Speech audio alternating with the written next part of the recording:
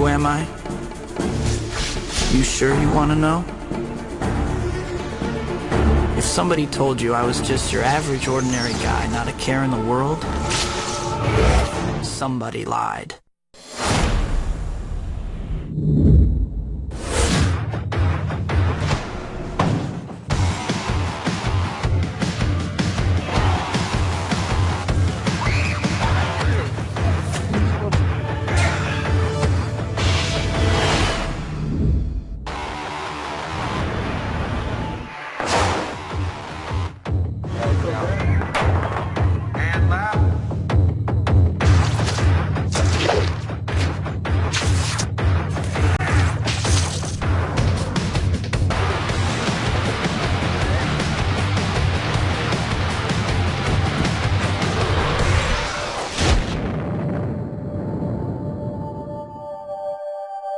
First I heard about Spider-Man. It sounded interesting to me, but only if it was done the right way, like done in a way that would excite me, you know, in a classy way with a good filmmaker and a good story and a good cast. When I first heard about Spider-Man, I was like, oh my god, like what a cool character to do, because Spider-Man's, you know, a more humanistic superhero, so I feel like a lot of people can identify with him, and it's a good story as well as all the action. What happens to the people in the story is quite involving. Spider-Man is about extraordinary things happening to regular people. The strength of Spider-Man, for me, has always been the fact that he's a real person. He's one of us who's gone through elementary school, junior high school, and now high school. So he has absolutely our frame of reference on things. He can't get the girl, he's broke, and suddenly he's this superhero.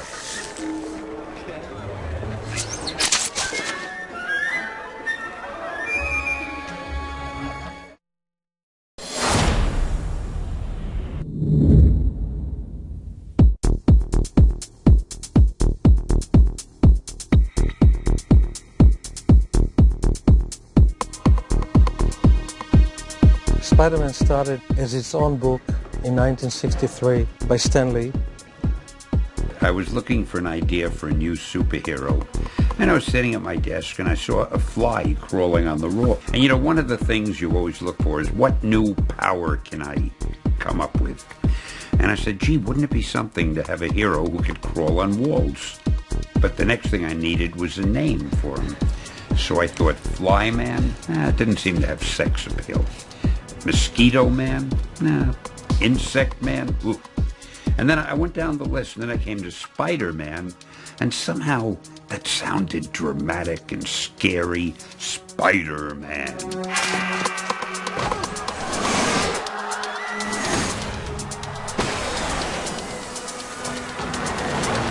Come on, move, kid.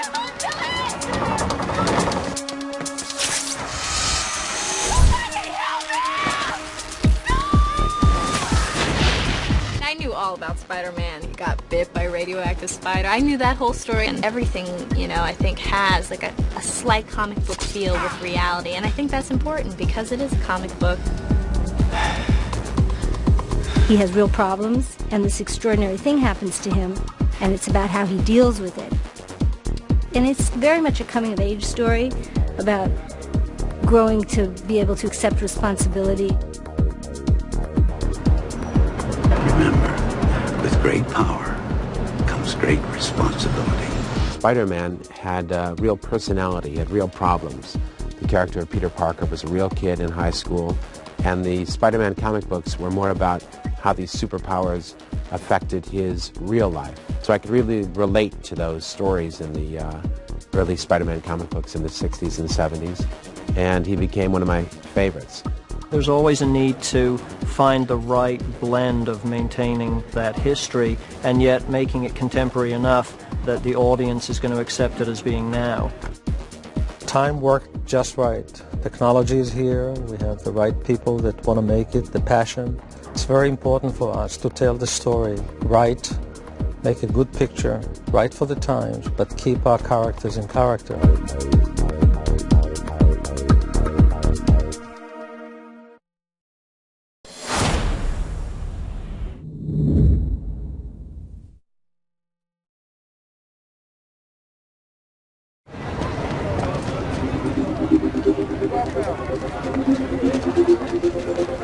Peter's, you know, he's insecure, he's uncomfortable, he's not like the charismatic, charming guy with girls. You know, he gets bit by the spider, and at first he's feeling ill. He wakes up in the morning, and he feels, you know, invigorated, and he doesn't need his glasses anymore. His eyesight is, you know, perfect. Weird. He feels totally different, and I think, you know, part of it confuses him, and he's scared, but also excited. Goodness me! I thought you were sick. I got better. And there's that transition for him to, you know, get used to his transformation, and then he embraces it, and he starts climbing up the wall and running and jumping from rooftop to rooftop. Spider-Man moves, and he does a dance. I know Sam likes to talk about his sort of choreography in the air as like a really graceful dance. It's the place where once Peter gets comfortable with it and he really embraces it and learns how to, you know, swing well, it becomes a place where he's in total freedom. I think there was a consensus that Tobey could play the Peter Parker side of the movie, and some question, quite honestly, about could he be Spider-Man. So he came in and to his credit, did a test and blew everybody away. Boy, right there! I gotta bring you in. Oh my God, there's still somebody up there! I'm going. I'll be here when you get back. Not coming back, Chief. Go! Go! Tobey Maguire was so powerful in his performance as Peter Parker. He was very real, and you could see that he was a sensitive individual, and he just was very potent in his stillness. And I knew that there was a lot there that we needed for this particular character of Spider-Man. Tobey's great. It's perfect. I mean, when I see him in those glasses and I see him walking around, it looks like it's Peter Parker. I don't know. There's something that is incredibly fitting. Peter Parker has such a unique character that I felt that the thing that I should do with this picture was focus inward and really tell a smaller story about Peter, his interaction with the woman that he loves, and his growth toward being a responsible young man. I'm so interested. I'm not.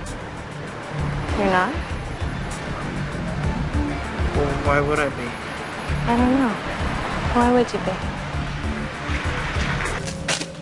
Tobey was really good at something that sometimes I don't think I'm very good at, and that is he really is good at sort of character analysis. I kind of look at something and I just say, okay, well, that's the way it is, and then I deal with it. But he tends to question the actions much more.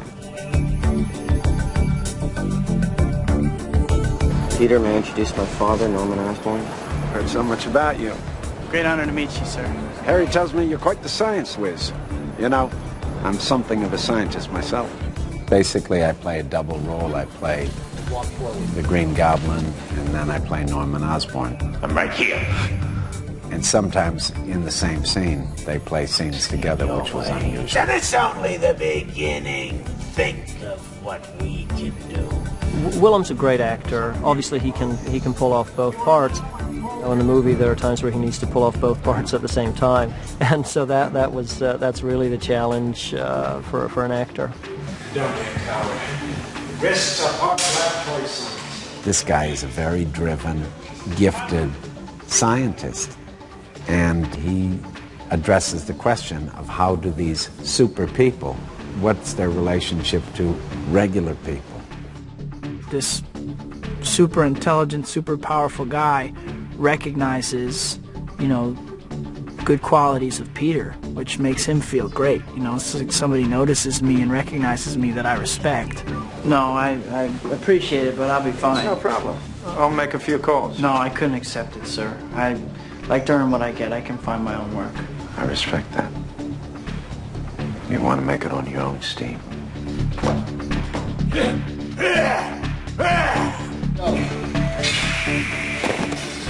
He's as good or better than any of the stuntmen, and he's done, you know, I'd say 90% of his own stunts. And really kind of brought this physicality to the Goblin, to the portrayal, was also, you know, this When he's Norman, he's one way physically, and when he's the Goblin, he's completely transformed. No one says no to me!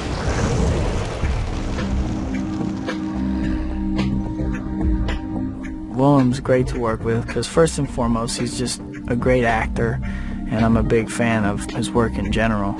He's so full of life. He's so ready to jump in and do this. Yeah, that's a super villain. Plus, he's in ridiculous shape.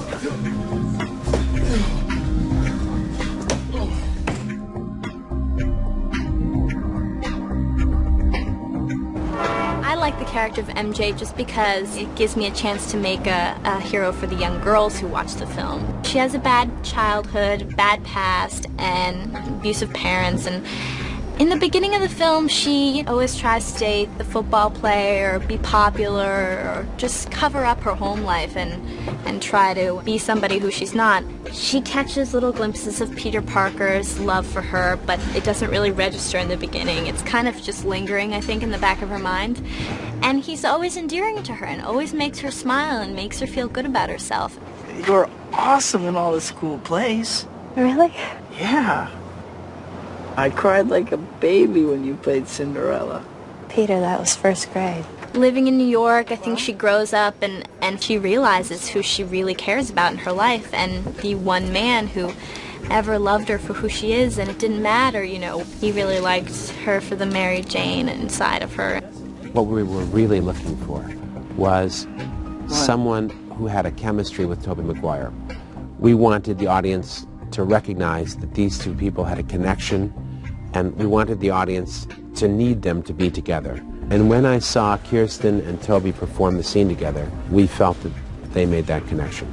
She really is a very hardworking young actress. I think Kirsten's great because, first of all, she's a really great, soulful actress who knows how to have a lot of fun. And it's great to work with that kind of energy. When you have the Mary Jane of the comic book, so you're always trying, just like with Peter Parker, you're trying to live up to what's that expectation, so you're kind of waiting for someone to walk in the room where you go, oh, that's Mary Jane, that's MJ.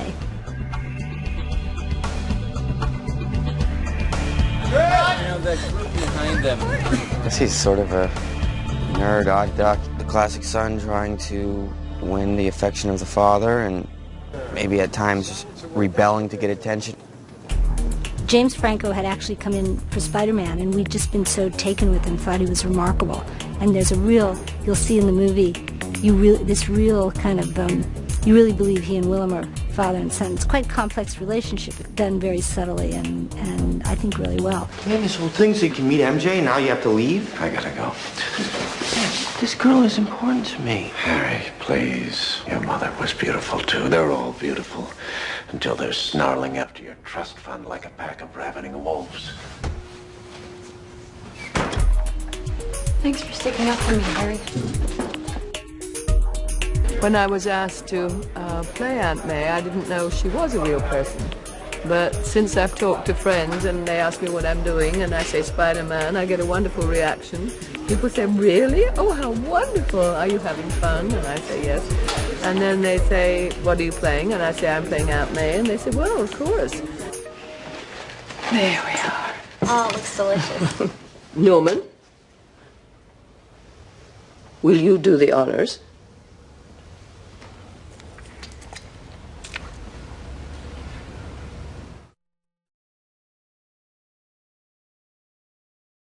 Hey, going to the downtown library. I'll see you later. Oh, yeah, wait, Pete. I'll drive you there, buddy. Oh, no, I'll take the train. No. I need the exercise. Go on. Go. I think Ben is, if there is such a thing as a typical avuncular uncle, a warm, loving, caring uncle who wants to be everything a father should be to a son who is not his son. Pete, look, you're changing. I know. I went through exactly the same thing at your age. No, not exactly. Peter, these are the years when a man changes into the man he's going to become the rest of his life. Just be careful who you change into.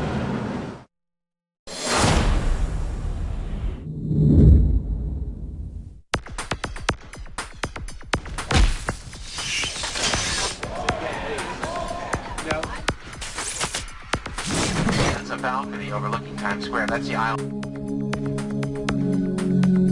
Sam, he's a character. I've heard the stories about how he's been a fan since he's a kid.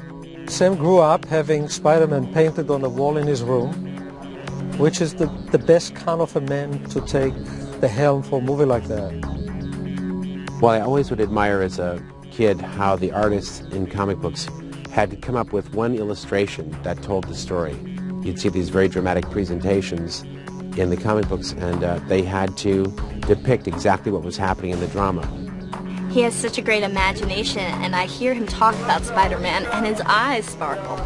So I think that he just, had such a knowledge and such a love for it, and it really comes through.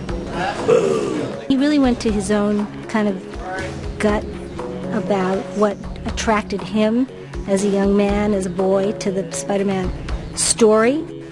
He's a great collaborator. He really, just in general, made me feel like a part of the team, like I was really contributing a lot to the film. What Sam's good is rooting all the fantastical elements with a reality. Sam is going for a very naturalistic feel to play off the fantastic side of Spider-Man. The first meeting I had with Sam, you could tell that he was very passionate about the character of Spider-Man, and he truly understood what Spider-Man was all about. And it's why I took the job, is that he has that ability to explain to you truly what the film is about, what the character is about, and why it's important to make Spider-Man.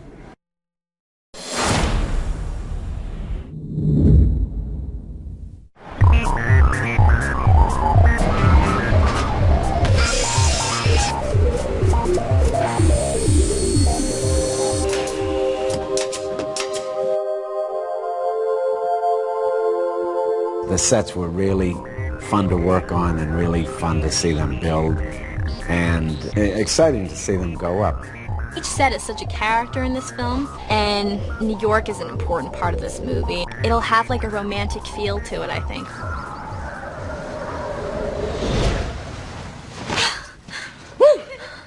I didn't feel it was proper to have a super stylized world, like a comic book world like you see in a lot of comic book films. I felt that the most important thing to do was to create a real world. There are parts of New York that are magical. So what we decided to do was just to create a whole city of those realistic, magical parts of New York. Neil Spizak truly loves New York, understands New York, and was able to bring his passion of New York to the film. One of the design elements that I tried to incorporate into the film as a whole is a slightly overscaled and somewhat classical architecture, building tops and places that you normally aren't on buildings, closer to the upper architecture of the buildings of New York. Really, it's like if you look at the comics, you flip through the pages and you look where Peter grew up, it's in this movie. If you look where Peter went to school, it's in the movie. Where would a kid like Peter share an apartment today? It's the apartment. He did a great job to be able to put together very fancy side of Manhattan, because that's the Osborne side of the world, with this modest upbringing where Peter comes from. And he connected it beautifully. And what is Spider-Man's world? And certainly he exists at the rooftops of New York. We scouted tons and tons of rooftops of New York, so we got to see a whole side of New York that most people never get to see. And we're bringing that to the film, and I think it's very exciting.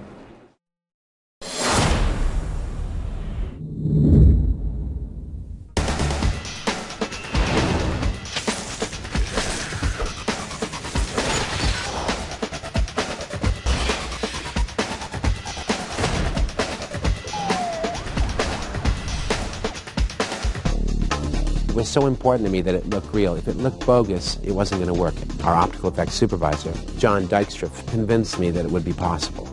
The important part of this movie was to make sure that the character's humanity showed through even when he became a superhero. And although we'd like to think that our stunt people and our actors can do all of these terrific fly through the city scenes, the truth of the matter is that it's either too dangerous or physically impractical for them to do that. So what we're going to do is we're going to fill in between the lines. I think that we are very fortunate to have John Dykstra on this movie. John has an amazing legacy in the effect business.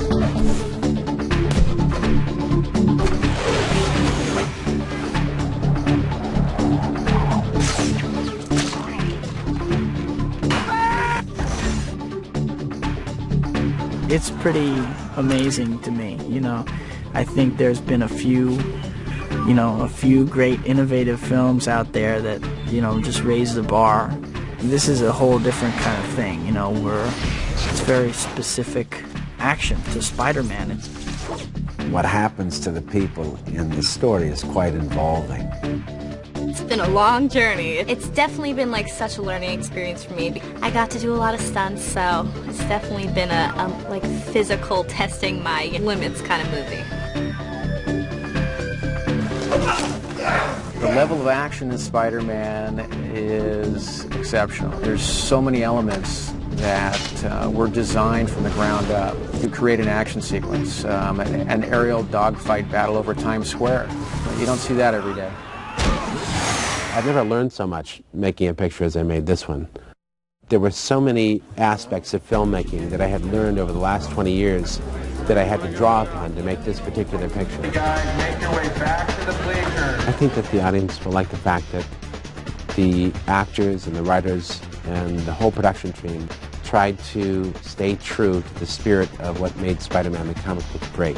I have never really been involved in such a big production that's had so much special effects, the integration of special effects with traditional scenes. You don't usually get such a great collaborative bunch on such a huge film like this, so I feel like there's more heart to this film than it would, you know, one of those kind of special effects films would have. It is so exciting, and you see talented people who put their own take on your characters, and they make them even better than ever. They bring them to life, their flesh and their blood, and they move and they talk, and there's music and sound effects, and it's wonderful. It's incredibly thrilling.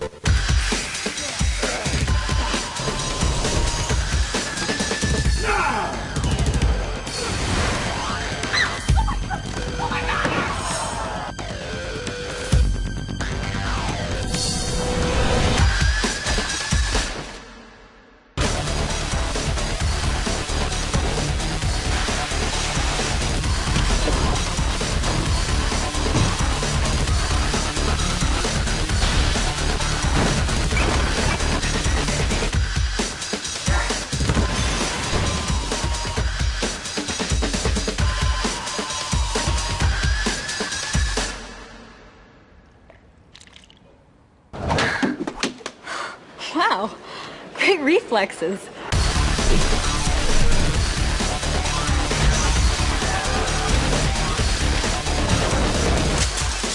Every couple of months, one of my friends will go, "Dude, you're Spider-Man. You're doing Spider-Man. I can't wait for that movie." You know, and they like get all excited. I'm like, yeah, that is cool.